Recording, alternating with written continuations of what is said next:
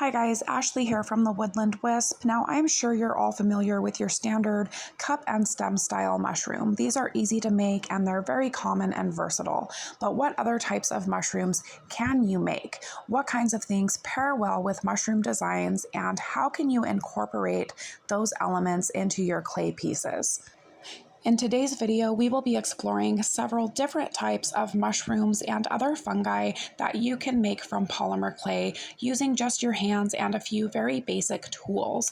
And I am going to be decorating a wooden photo frame with these elements today. So don't forget to hit that like button. Let me know your thoughts in the comments below, and please consider subscribing if you haven't already. Let's get started. So I've got 2 balls of orange clay here, and we are going to start by making some chanterelle mushrooms, and we are making the stem and cap all in a single piece. So I'm going to start by rolling this into kind of a fat log, and we are focusing here on the top. If you look at the reference photo, you can see that these have kind of an upward reaching cap, and those gills are visible all the way around that stem. So we want the top of this piece to be nice and round and flat. So I am just kind of pressing and turning it into my table. And once I've done that, I am just going to begin kind of pinching and pulling at the same time, drawing all of the edges out around that piece. And I am working from the top and the bottom, trying to keep that as round as possible. And once I've got that shaped appropriately, I will come through and just skin down the very edges so that they're nice and skinny and sharp.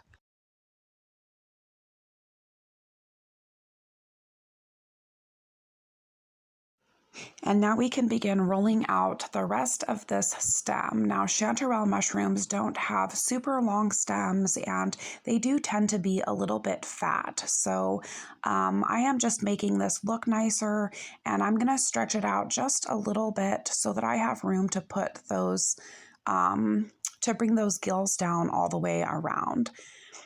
And now I am going to place my thumb right in the center of this piece, and I am just going to press in a little divot there. So this is going to give us that kind of inverted center on the top. And now I've got my poking tool, and we can start marking out the gills. So because this is round, I am going to start with some base lines all the way around, and then I will just come back through and fill in those sections with some more line work when I'm done. So now that those baselines are marked, I am just again going to go in and continue that line work, filling in each one of those sections. So you do want to keep them as even as you can on the stem line, and make sure that you're dragging them all the way up to the edge of that mushroom top. Here is that first section, and it is okay if some of your lines kind of run into each other or split off.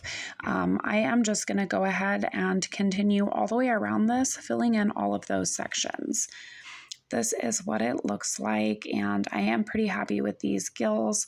You can see that I've got a pretty straight line here on the stem. Now, as a final step, I am going to come through with my thumb and just gently drag these edges downward and create some little like curly waves here, just so that piece looks a little bit more natural. And I am going to make another smaller one with that little orange ball of clay as well. So here is my little one, and both of these are finished. I am going to be putting these on a photo frame, but for now we're going to set them aside and move on to the next mushroom. Next up, we have the morel mushroom. So I've got a small ball of brown clay here, and you can see from the reference photo that this is kind of an elongated teardrop shape. The top of it you want tapered but not pointed, so try to keep that nice and round. And you do want a little bit of girth to these. we are going to be pushing all of those holes in. So if you don't have enough clay, then you will run into problems, smashing it when it comes time to do that. So here is my shape, and I did flatten this out on the back because I am going to put it on a photo frame, and I have got 2 different sized dotting tools here. I am going to start with the larger one, and I am just going to begin by marking where I want those holes to be with this big one. So when you're marking your holes, those holes should not be round. They should be kind of elongated, moving up towards that point on the top. And you want to kind of stagger and offset them so that they don't look super uniform. We're not going for a grid pattern. So again, I am just marking these with my larger daughter, and then I'm going to come through with my smaller one and use that to kind of push them in and widen them into each other.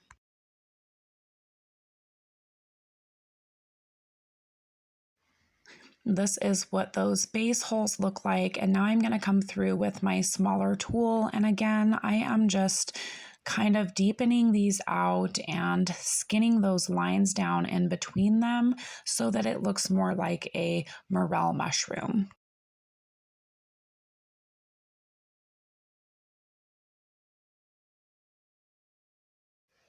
This is what it looks like, and now I am just going to stretch it a little bit. So I am just kind of stretching it out, and then I'm going to curve that top over.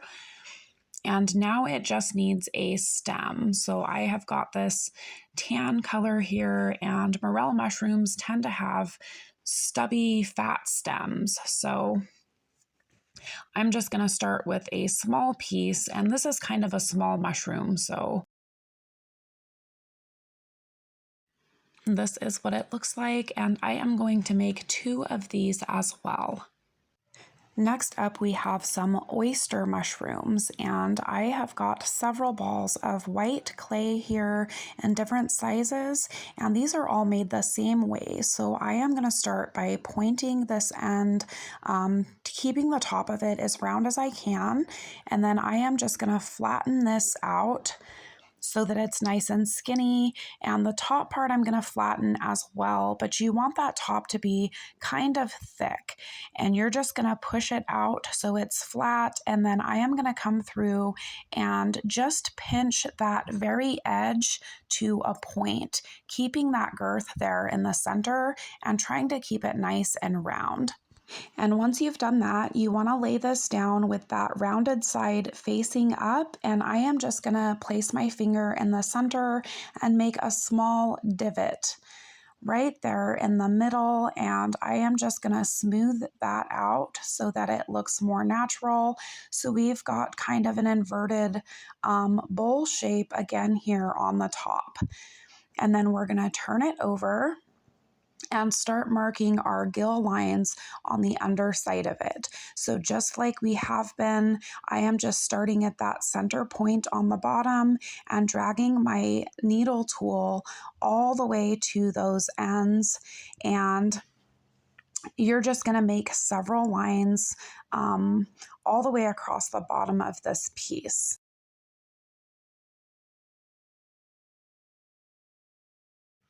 This is what it looks like on the bottom. Those are my gills. And then on the top, we've got that indentation. So you're going to lay it down with the gills facing outwards.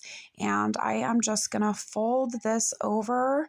And then you can begin kind of pushing that top downwards again. And you can add some waves or some curls on there if you want to, just to make it look more natural. And I am just going to repeat that process with all of these. You can see the divot there on the top.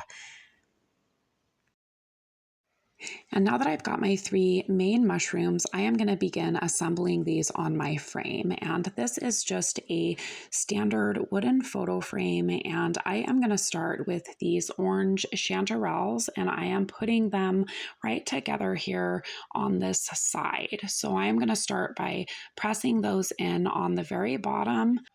And I am just going to adjust these to look how I want them. And I am just kind of adhering them to the frame and to each other wherever I can.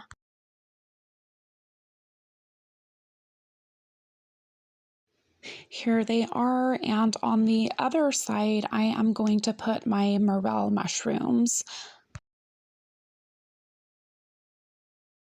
Here are those morels, and the oyster mushrooms we are going to put up above those on this side. So when you're placing these ones, we do have different sizes, and you want to kind of stagger them. And be very careful when you're adhering them not to mess up those gills that we cut in on the bottoms.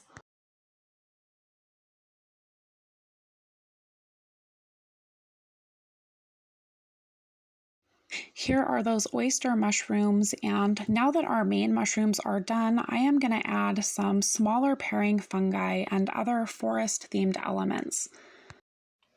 So this is going to be a fan type fungus, and I have just taken a ball of red clay and flattened it into a disc, and I am going to mark some holes up here on the top.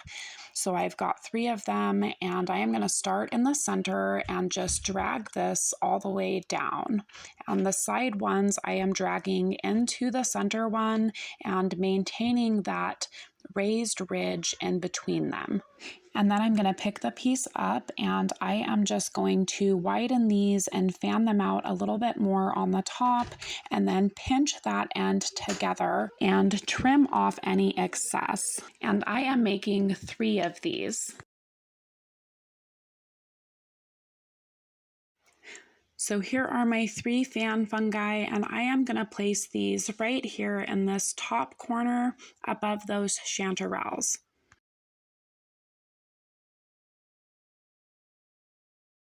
This is what they look like, and the rest of the pieces I am going to be working directly onto the frame. So we are starting with some orange pore fungus, and again, I have just got some balls here, and I'm going to be doing 3 of them, and I am just rolling these out. You want to make sure that they're nice and round, and we are just flattening them into discs right here onto the frame. And now I'm going to take my smaller dotting tool, and I am just going to start making several dots all over this circle. And you want them, you don't want a lot of space between them, but you don't want them running into each other either. So the shapes that you're making should be nice and round. And again, make sure that your pattern is random and not too uniform. This is what they look like, and we are going to make some similar pieces on the opposite side. So I did decide to move these fan mushrooms up here to the corner, and on this side I have got 2 different shades of green here. I've got a darker one and a brighter one. And just like the opposite side, I am rolling these into small balls and pressing them down, except you want some girth in the center of these. So when you press them in, you want to just flatten them slightly and then press down just the edges so that you have a nice little bump there in the center of that piece. And you do want to drag those edges out nice and thin.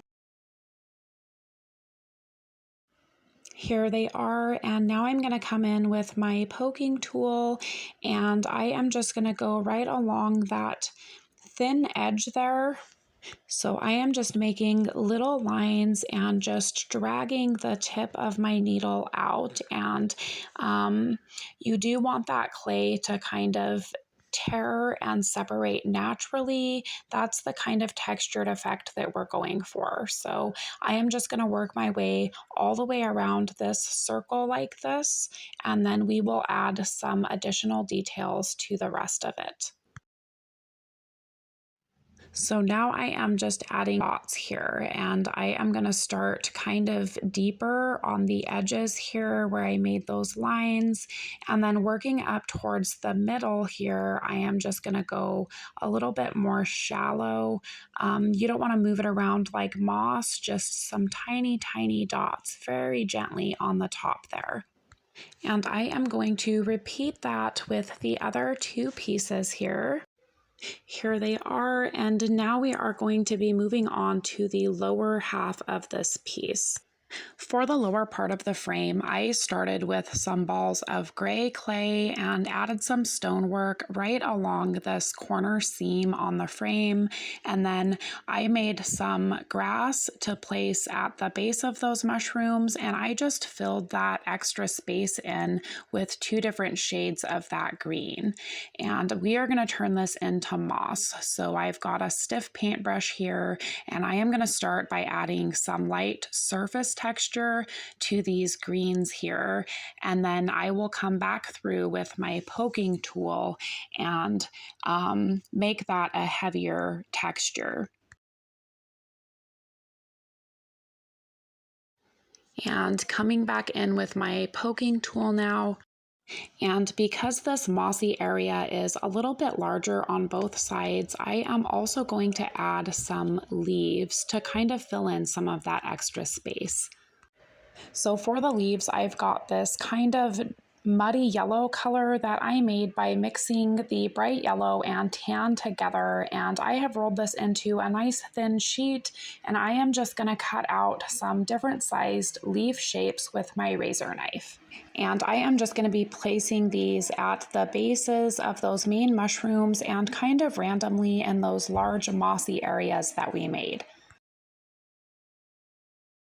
And now I'm going to be adding some cup type fungus inside of this moss. So I have got my green clay here again, and I have just rolled this out so I have a nice little circle on top. And I am just going to poke that in and make a little cup shape with my dotting tool here. And then I am just going to skin down that stem, keeping that cup shape on the top there. And then I'm just going to trim off that excess with my razor knife, and I am going to pick this up with my other poking tool and place it inside that moss there.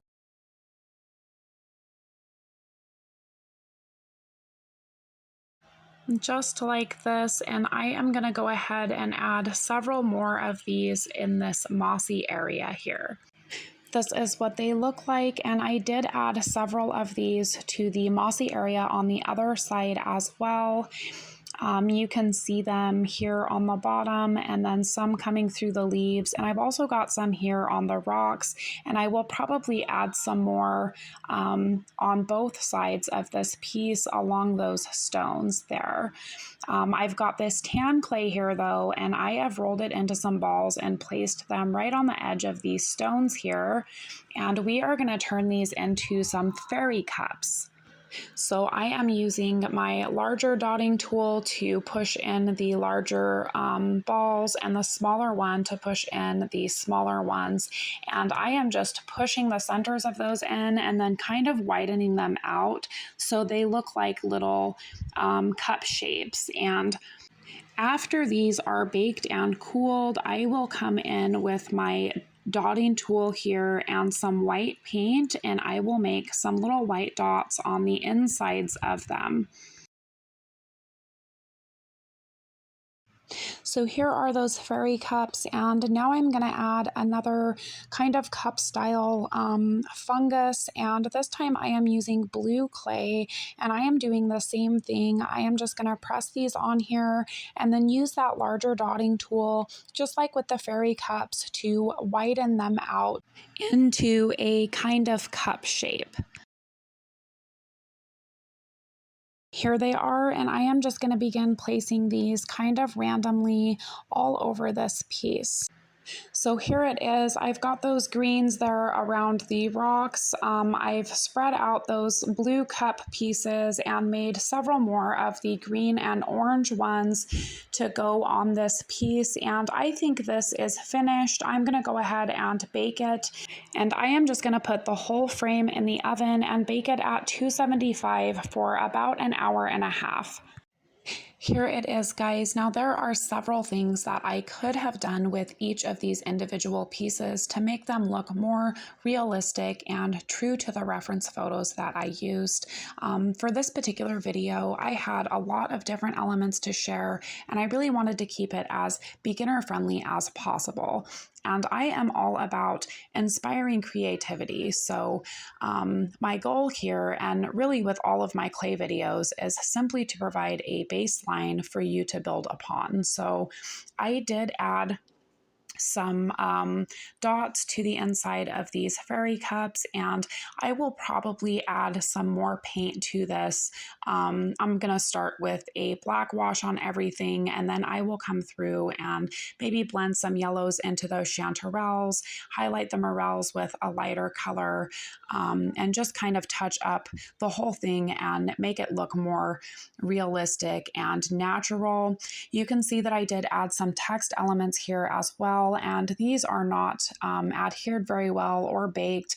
I'm actually not sure yet if I'm going to keep them. I'm happy with the text, but I haven't decided exactly what I'm going to do with it yet. If I want to, burn it on there with my wood burning tool or use some other scrapbook embellishments.